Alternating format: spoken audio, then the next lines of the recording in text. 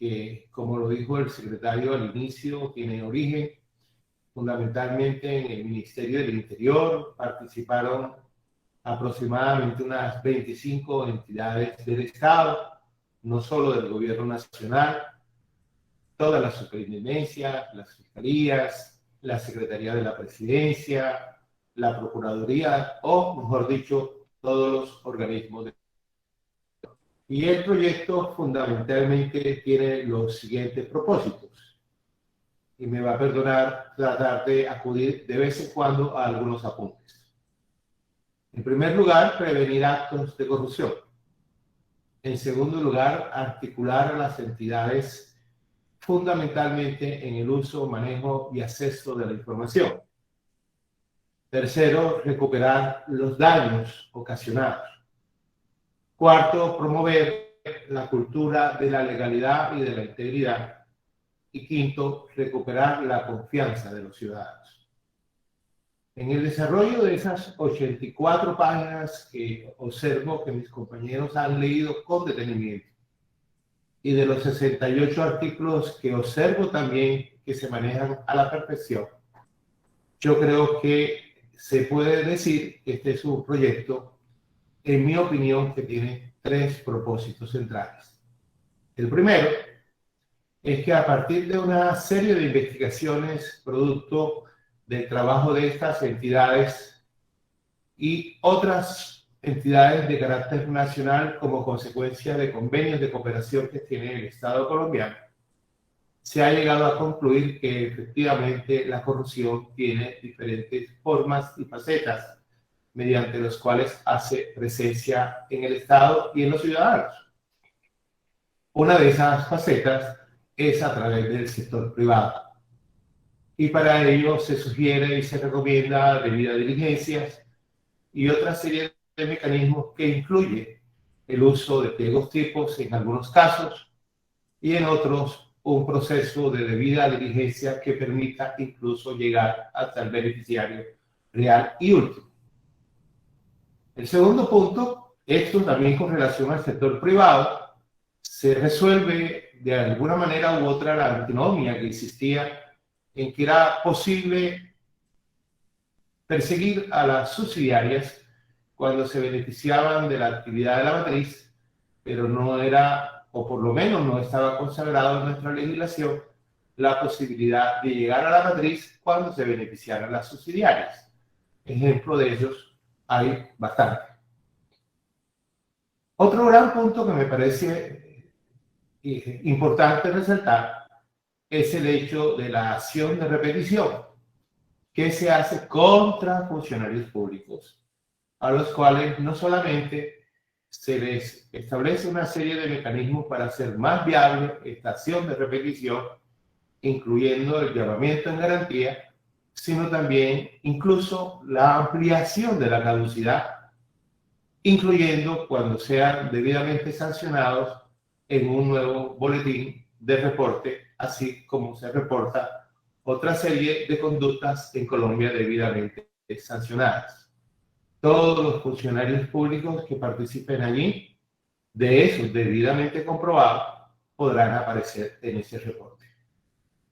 Otra parte supremamente importante y es que adicional a la acción de repetición está la acción que pueden adelantar las entidades con el objeto de poder, digamos, solicitar el pago de los perjuicios ocasionados por el actuar de un funcionario, ya sea de manera pasiva o de manera activa.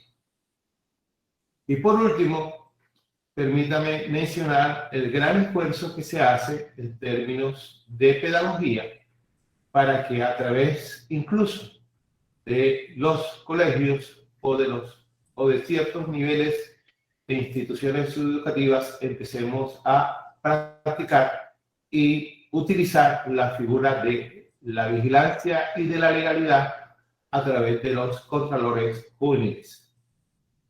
Yo creo que a grandes rasgos este es un proyecto sano, beneficioso, que incluso recopila, compendia una serie de iniciativas que sobre el mismo tema se habían presentado en el pasado de manera plausible ha venido siendo acogido en diferentes audiencias públicas y en los 3 debates que se cursaron antes de llegar a este último.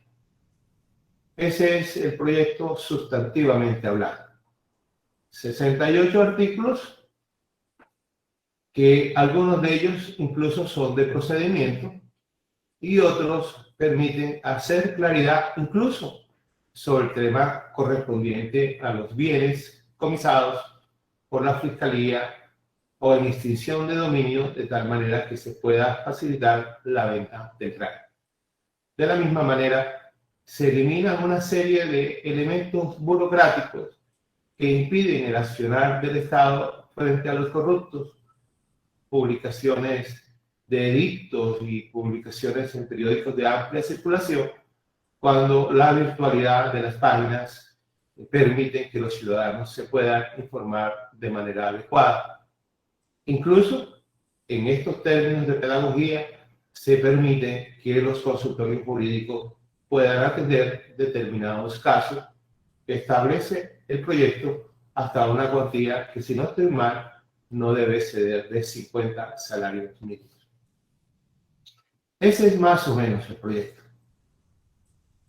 Pero ese proyecto, fácticamente, ¿en qué está sustentado? Ese proyecto está sustentado en una serie de informaciones que genera el DANE desde el punto de vista estadístico y percepciones que miden otra serie de entidades. Y se dice, y se concluye, que todo esto que estamos mirando ahora es producto de una corrupción cometida por funcionarios públicos. Eso dice la ciudadanía a través de las estadísticas del DANE en algo cercano al 90%. Es decir, los funcionarios públicos son los culpables de toda esta situación de corrupción.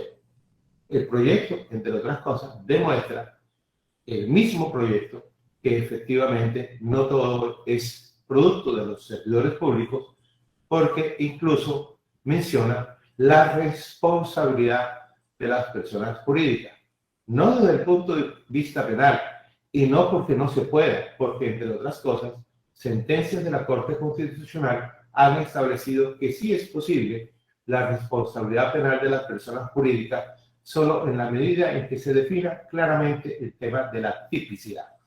Esta es una responsabilidad administrativa que persigue casi que con exactitud los mismos objetivos que perseguiría una acción penal. Pero todo descansa sobre los funcionarios públicos.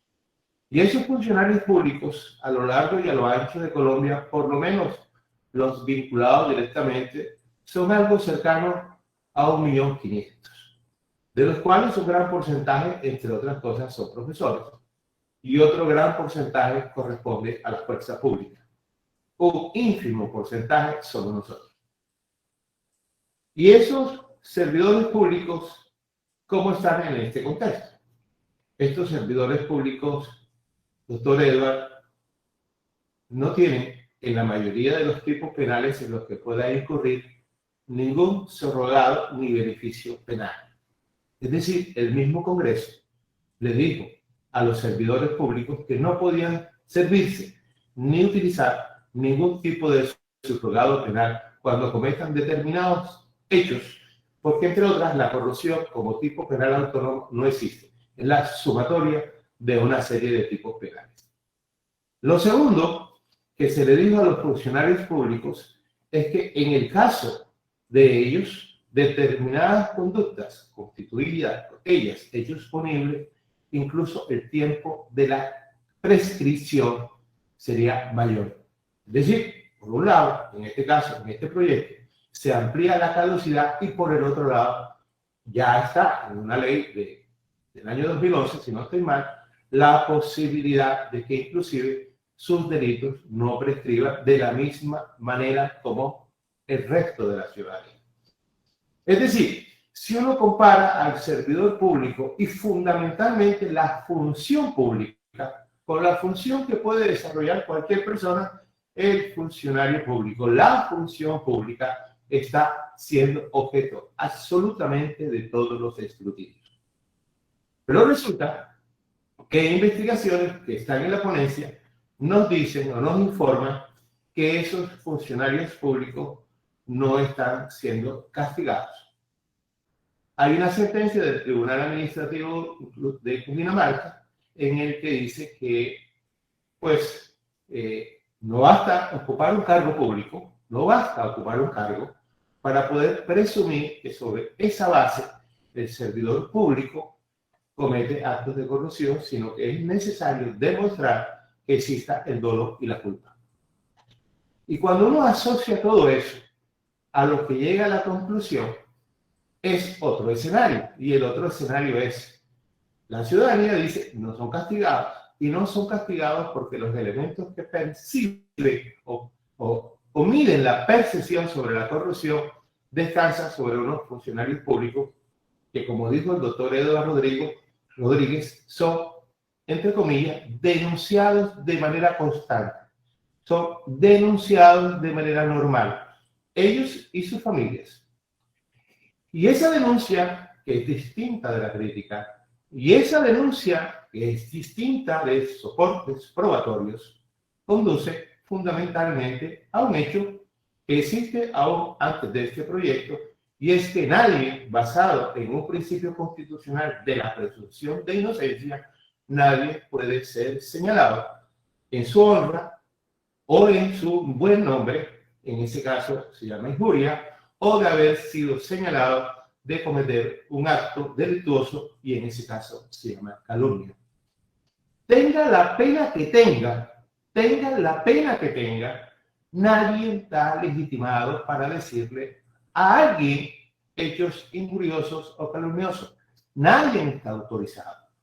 Ni el doctor Edward, ni yo, ni el chofer de un bus, ni un médico, y obviamente tampoco un periodista puede señalarle a alguien hecho delictuoso. Yo creo que preocuparse sobre si este tipo que aparece aquí ahora en el proyecto, en el artículo 68, solo como una circunstancia de agravación. Y es una circunstancia de agravación que, en mi opinión, tiene una justificación. Y estoy hablando, pensando, es posible, de manera equivocada para algunos, para el beneficio no solamente de la sociedad, sino de esos servidores públicos que también todos los días se levantan a trabajar, que también tienen familia, que también tienen hijos, que sus hijos son manoseados en los colegios y que son señalados de manera permanente como si servirle al público por ese solo hecho ya es un sinónimo de ser corrupto. Pues les quiero contar que nosotros, que tenemos la posibilidad de hacer una configuración normativa, existen los sujetos pasivos calificados. El doctor Modesto, que es penalista, me puede corregir. ¿Los sujetos pasivos calificados existen en nuestra legislación? Sí. Es más, los periodistas son sujetos pasivos calificados. Cuando en determinados hechos punibles el sujeto pasivo sea un periodista, el sujeto activo recibirá una pena más gravosa.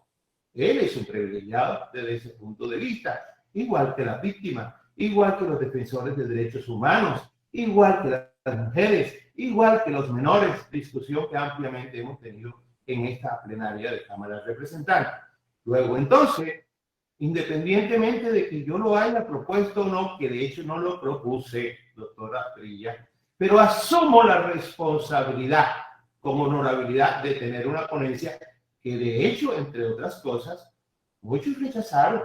A mí me la adjudicaron y la acepté. Y por eso estoy en este problema.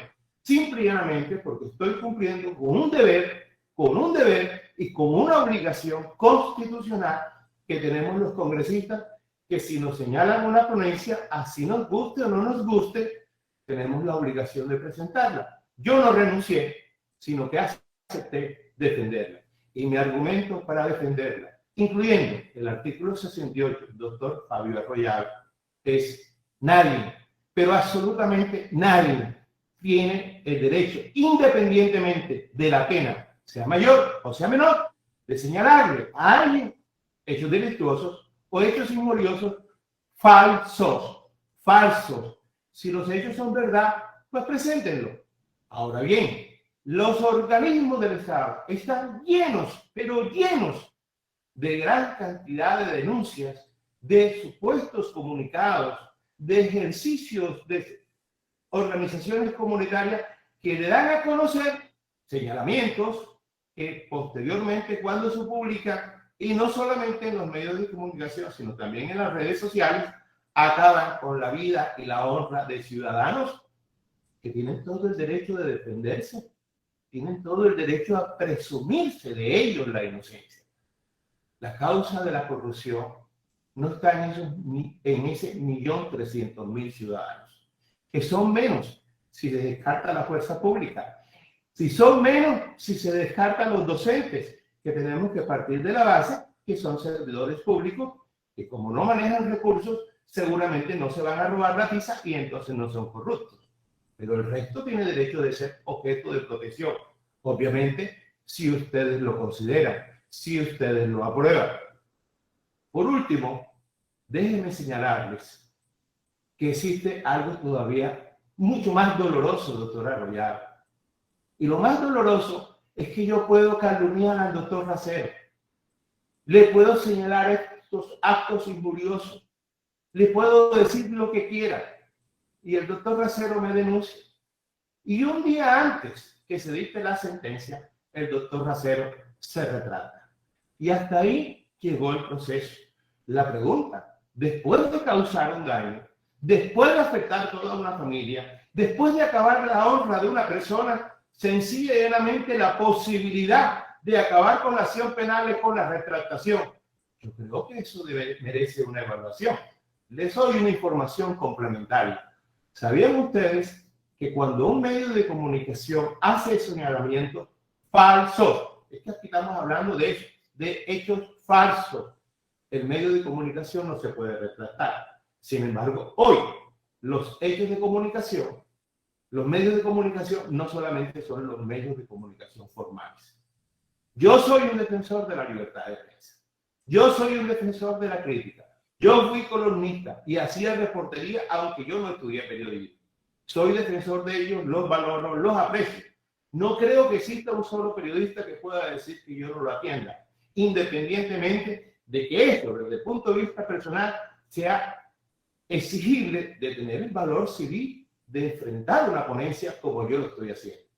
Pero no por ello significa que no los voy a apoyar. De hecho, yo estoy apoyando el proyecto para eliminar, de alguna manera u otra, el acoso judicial. También soy coautor del proyecto mediante el cual se reivindica económicamente los medios de comunicación como consecuencia de los efectos que se causaron en la pandemia. Pero eso es una cosa totalmente distinta. Lo que yo estoy defendiendo es, todos tenemos derecho a presumirse la inocencia. Y lo que estoy en contra es que alguien, independientemente de la pena, pueda basarse en la pena para considerar que está legitimado para injuriar y para calumniar. Muchas gracias, presidente.